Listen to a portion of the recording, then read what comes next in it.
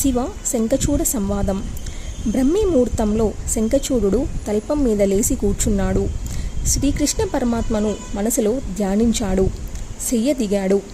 రాత్రి కట్టుకున్న వస్త్రాలను విడిచిపెట్టాడు. సుద్దూకాలతో స్నానం చేశాడు. దౌత వస్త్రాలు ధరించాడు. తిలకం దిద్దుకున్నాడు.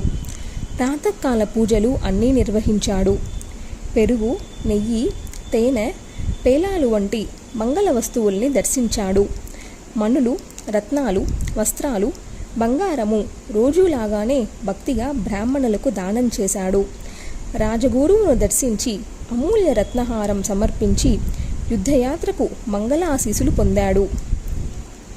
గజాస్వద రత్నరాసులన్నీ బీద బ్రాహ్మణులకు కానుకలుగా పంచిపెట్టాడు. 1000 భాండారాలు, 1,00,000 నగరాలు, 1,00,000 గ్రామాలు పండితులకు సర్వాధికారాలతో సమర్పించాడు. దానవరాజ్యానికి తన పుత్రుని రాజుని చేశాడు. తల్లిని, రాజ్యాన్ని, భాండాగారాలను, వస్తు వాహనాదులను, తన అనుచరులను రక్షించే బాధ్యతను అప్పగించాడు. తూనీరాలు కట్టుకొని కవచం ధరించి ధనుష్పాణి యుద్ధానికి సంసిద్ధమయ్యాడు. 1,00,000 గజ సైన్యం, 3,00,000 అశ్వసైన్యం, 5 రథ సైన్యం సిద్ధమైంది. 3 కోట్ల దానుష్కులు బారులు తీరి నిలబడ్డారు. వర్మదారులు మరో 3 కోట్లు, సులాదారులు మరో 3 కోట్లు యుద్ధోత్సాహంతో కేరింతలు కొడుతున్నారు. ఒక్కొక్క సైన్యానికి ఒక్కొక్కడిని అధిపతిని చేసి సర్వసన్నద్ధంగా ఉంచాడు. మనసులో శ్రీహరిని స్మరించుకుంటూ రత్నమణిమయ విమానం అధిరోహించాడు. ప్రధాన గురు మంత్రులను తనతో తీసుకొని శంకరుడు సమీపానికి బయలుదేరాడు. చంద్రభాగా నదీ తీరాన శుభప్రదమైన అక్షయవట వృక్షం కనిపించింది. అది సిద్ధాశ్రమం, సిద్ధులకు సిద్ధిక్షేత్రం, కపిలుడు తపస్సు చేసిన చోటు, భారతదేశంలో పరమ పవిత్రమైన పుణ్యక్షేత్రం. మలయ పర్వతానికి పశ్చిమంగా, శ్రీశైలానికి ఉత్తరంగా, గంధమాదనానికి దక్షిణంగా 5 యోజనాలు వెడల్పు, 500 యోజనాల పొడవు ఉన్న సువిశాల సమతల ప్రదేశం. శుద్ధ స్ఫాటికంలాగా మెరిసిపోతుంది. ప్రక్కనే జలపూర్ణంగా పుష్పభద్రా నది ప్రవహిస్తుంది. శరావతితో కలిసి హిమాలయాల నుంచి ప్రవహిస్తూ వస్తుంది. సముద్రుడికి ప్రియభార్య, సౌభాగ్య సంయుక్త. గోమతీ నదిని ఎడమవైపున నిలుపుకుంటూ వెళ్ళి పశ్చిమ సముద్రంలో కలుస్తుంది. వటమూలంలో సమాసీనుడై ఉన్న చంద్రశేఖుణ్ణి శంఖచూడుడు దర్శించాడు. యోగాసనంలో సూర్యకోటి సముడై విరజిల్లుతున్నాడు. ముఖమంటపాన చిరునవ్వు తలుకునితుంది. శుద్ధ స్ఫటిక వర్ణంలో బ్రహ్మ తేజస్సుతో వెలిగిపోతున్నాడు. వరాగ్ర చర్మాంబరధారి, త్రిశూల పటిసధారి, శాంతుడు, గౌరీకాంతుడు, మనోహరుడు, భక్త మృత్యుహరుడు, తపఃఫలదాత, సర్వసంప్రదాత, అసుతోషుడు, ప్రసన్నవదనుడు, భక్తానుగ్రహకాతకుడు, విశ్వనాథుడు, విశ్వబీజుడు, విశ్వరూపుడు, విశ్వజుడు, విశ్వంభరుడు, విశ్వవరుడు, విశ్వసంహారకుడు, కారణకారణుడు, సర్వకారణవతారణుడు, జ్ఞానప్రదుడు, జ్ఞానబీజుడు, జ్ఞానానందుడు, సనాతనుడు. శంఖచూడుడు విమానం దిగాడు. గురుబృందంతో కలిసి భక్తినమ్రుడై శిరసా నమస్కరించాడు. శివుడికి ఎడమవైపున భద్రకాళి, ముందు భాగాన స్కందుడు వీరికి నమస్కరించాడు. కాళీ, స్కంద శంకరులు ముగ్గురు అతడికి ఆశీసులను అందించారు. అతడి రాకను చూసి నందీశ్వరాదులందరూ లేచి నిలబడ్డారు. పరస్పరం కుశల ప్రశ్నలు వేసుకున్నారు. పరస్పరం సంభాషించుకున్నారు. శంఖచూడుడు శివుడి సన్నిధిలో కూర్చున్నాడు.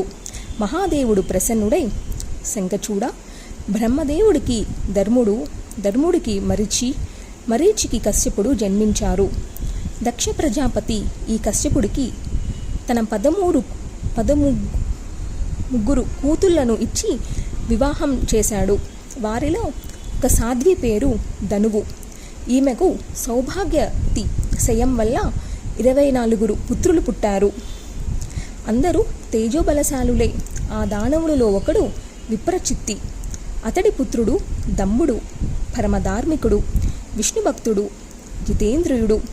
పుష్కర క్షేత్రంలో శ్రీకృష్ణ మహామంత్రాన్ని జపిస్తూ 1,00,000 సంవత్సరాలు తపస్సు చేశాడు. శుక్రాచార్యుడు ఇతడి గురువు. ఆ తపఃఫలంగా నువ్వు జన్మించావు. పూర్వజన్మలో గోపకుడివి, గోలోకంలో శ్రీకృష్ణుడికి పార్షదుడివి. రాధికా శాపం వల్ల ఈ దానవ వంశంలో ఆవిర్భవించావు. నువ్వు వైష్ణవోత్తముడివి, పరమధార్మికుడివి. నీ వంటి విష్ణు భక్తులు హరిసేవను తప్ప తక్కిన వాటిని నీచులుగా, తుచ్చాలుగా పరిగణిస్తారు. హరిసేవ తప్ప మరింకేదీ కోరుకోరు. బ్రహ్మత్వము, అమరత్వము కూడా వారికి తుచ్చాలే. ఎవరి దగ్గర దానం పట్టరు, ఎవరి నుంచి ఏదీ ఆశించరు, తీసుకోరు. అటువంటిది కృష్ణ భక్తుడు వయ్యుండి నువ్వు దేవతల నుంచి రాజ్యం కొల్లగొడతావా? తప్పు కాదు. వారి రాజ్యం వారికి ఇచ్చేసేయి, నేను సంతోషిస్తాను. శ్రీహరి ఆనందిస్తాడు. నీ రాజ్యం నువ్వు ఏలుకో, ఎవరి పదవుల్లో వారు సుఖంగా ఉండండి. కశ్యపుడి వంశంలో పుట్టావు. భూత విరోధం దేనికి? ఇక చాలించు. మహాపాపాలు అన్నీ ఒక ఎత్తైతే జ్ఞాతి ద్రోహం ఒక ఎత్తన్నారు. ఇది బ్రహ్మహత్య మహాపాతం కన్నా 16 రెట్లు మహాపాపం. దీనివల్ల సర్వసంపదలు నశిస్తాయి. అంచేత దాయాదులతో వైరం పెట్టుకోకు. దేవతలతో సఖ్యంగా ఉండు. నీ జోలికి వారు రారు, వారి జోలికి నువ్వు పోవద్దు. మీరంతా కశ్యప వంశజులే కదా. అదీగాక అందరికీ అన్ని రోజులు ఒకేలాగా గడవవు. బ్రహ్మదేవుడంతటి వాడికే ప్రళయంలో వినాశం తప్పడం లేదు. ఈశ్వరేచ్ఛతో మళ్ళీ ఆవిర్భవిస్తున్నాడు. తపస్సుతో జ్ఞానం సంపాదిస్తున్నాడు. దానితో పునఃసృష్టి చేస్తున్నాడు. అంతదాకా ఎందుకు? ధర్మం మాట చూడు. కృతయుగంలో పరిపూర్ణంగా ఉంటుంది. త్రేతాయుగంలో 3 వంతులు నిలుస్తుంది. ద్వాపరం వచ్చేసరికి 2 వంతులకు క్షీణిస్తుంది. కలియుగారంభంలో 1 వంతుకు చిక్కిపోయి రాను రాను కాలమాత్రంగా దృశ్యంగా మెలుగుతుంది. ప్రత్యక్షంగా కనిపించే మరొక దృష్టాంతం చెబుతాను విను. సూర్యుడున్నాడు. గ్రీష్మంలో ఉన్నట్టు శిశిరంలో ఉంటున్నాడా?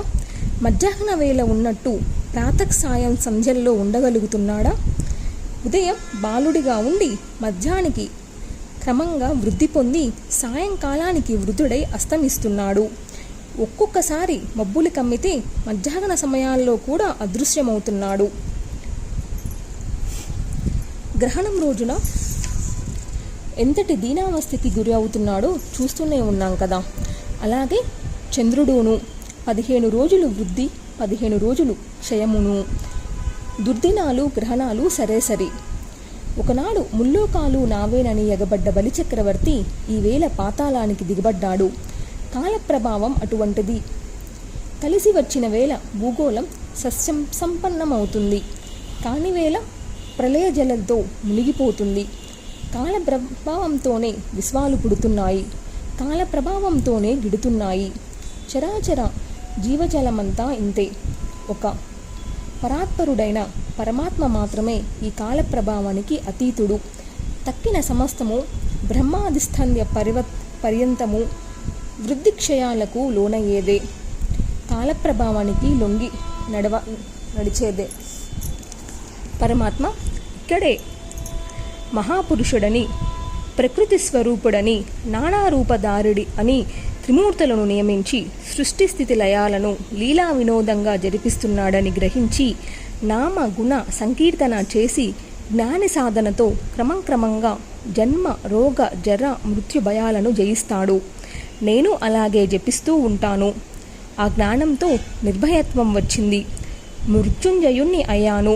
మృత్యుభయం పోతే మృత్యువు పారిపోతుంది, గరుడుని చూసిన పాములాగా. శంకరుడు ఇంతగా ఉపదేశించి శంఖచూడుడి ముఖంలోకి చూశాడు. అతడు ప్రశంసాపూర్వకంగా శిరకంపం చేశాడు. సవినీయంగా మధురంగా మనసులోని మాట బయట పెట్టాడు. పరమేశ్వర, నువ్వు చెప్పింది చాలా సమంజసంగా ఉంది. కాదనడానికి ఏమీ కనిపించడం లేదు. అయినా నాదొక మనవి. వాస్తవం చెబుతున్నాను, చిత్తగించు. నాది ద్రోహం మహాపాపమన్నావు కదా, మరి సంపదలన్నీ ఊడగొట్టి బలిచక్రవర్తిని పాతాళానికి ఎందుకు తొక్కినట్టు? అతడి ఐశ్వర్యాలన్నింటినీ నేను శత్రువుల నుంచి ఉద్ధరించి తేగలిగాను గాని అతడిని మాత్రం పాతాళంలో నుంచి ఉద్ధరించలేకపోయాను. నా శక్తి సరిపోలేదు. ఇది ఒక్కటే కాదు, సోదర సహితంగా హిరణ్యాక్షుణ్ణి హింసించారు దేవతలు. శంభువుని శంభాది దానవులను నిర్దాక్షిణంగా మట్టుబెట్టారు. ఇంకా తరుచుకుంటూ వెనక్కి వెళ్తే సముద్ర మదనానికి శ్రమపడింది మేమైతే అమృతం మృంగింది దేవతలు. చాకిరి మాది, సౌఖ్యం వారిది. సరే, ఈ పాత పురాణాలకేమి గాని ఒకటి మాత్రం నిజం. ఈ విశ్వమంతా ప్రకృతి స్వరూపుడైన ఆ పరమాత్మకు ఒక క్రీడా భాండం. ఎవడికి ఎక్కడ ఎప్పుడు ఏది ఇవ్వాలనుకుంటే అది ఇస్తాడు. వాడు అలా ఐశ్వర్యవంతుడవుతాడు. దేవతలని, దానవులని, కయ్యాలని, నెయ్యాలని ఇదంతా వట్టి బూటకం, కేవలం నిమిత్త మాత్రం. పరమాత్మని ఇచ్చయే అన్నింటికీ కారణం. జయమో పరాజయమో కాలక్రమంలో మాకో వారికో లభిస్తూ ఉంటుంది. కాలమే కర్త. విరోధాలు, యుద్ధయాత్రలు అన్నీ నిష్ఫలాలు, నిష్ప్రయోజనాలు. కానీ సంబంధమును బంధువులము అయిన మాతో యుద్ధం చేయడానికి ఈవేళ నువ్వే స్వయంగా వచ్చావు. సిగ్గని పిలవడం లేదు. జయం వరిస్తే మంచిదే, గొప్ప కీర్తి లభిస్తుంది. పరాజయం వచ్చి పడితేనో అపకీర్తి చుట్టుకోదు. ఇది ఆలోచించావా? శంఖచూడుడు సూటిగా ప్రశ్నించాడు. త్రిలోచనుడు పెద్దగా నవ్వి యథోచింతగా బదులు పలికాడు. దానవేంద్ర, బ్రహ్మవంశ సంభూతులైన మీతో యుద్ధం చేయడానికి నాకు సిగ్గెందుకు? పరాజయం వచ్చి పడితే మాత్రం నాకు చుట్టుకునే అపకీర్తి ఏమిటి? అసలు ఆదిలో మధుకైటభులతో కలహించి దేవదానవ సంగ్రమాలకు శ్రీకారం శ్రీమన్నారాయణుడే కదా. బలి హిరణ్యకశిపులతోనూ జబ్బ చరిపించింది అతడే. ఒక్క త్రిపుర రాసులతో మాత్రం నేను తలపడ్డాను. అదెప్పుడు చాలా కాలం క్రితం. ఇక శంభుదులతో పాటు జగన్మాత పరమేశ్వరి కలహించింది. ఇలా అందరూ మీతో యుద్ధాలు చేయగాలేనిది నేను నీతో చేయడానికి సిగ్గుపడాల్సింది ఏముంది? అదీ కాక నువ్వు సాధారణ దానవుడివా? గోలోకవాసి, గోపకుడివి, శ్రీహరి పార్షదుడివి. ఇప్పటికీ సంహరింపబడిన ఏ దానవుడు నీకు సాటిరాడు. అందుచేత నేను సిగ్గుపడవలసింది ఏమీ లేదు. ఒకవేళ పరాజయమే సంభవించినా అపకీర్తి కానే కాదు. పైగా సకల దేవతా శరణ్యుడైన శ్రీహరి స్వయంగా శూలమందించి నీ మీదకు పంపించాడు. కాబట్టి ఇక మాటలు కట్టిపెట్టు. నేను చెప్పినట్టు దేవతలకు రాజ్యం ఇచ్చేసేయి, లేదంటే నాతో యుద్ధానికి దిగు అని స్పష్టంగా తేల్చి చెప్పాడు. శంఖచూడుడు మరింక మాట్లాడలేదు. లేచి నిలబడ్డాడు. మంత్రులు, గురువులు లేచారు. శివుడికి పరివారానికి వినయంగా శిరస్సు వంచి నమస్కరించాడు. త్వరగా వెళ్ళి విమానం అధిరోహించాడు. రాజధానికి చేరుకున్నాడు. వెంటనే యుద్ధానికి సైన్యాన్ని కదిలించాడు.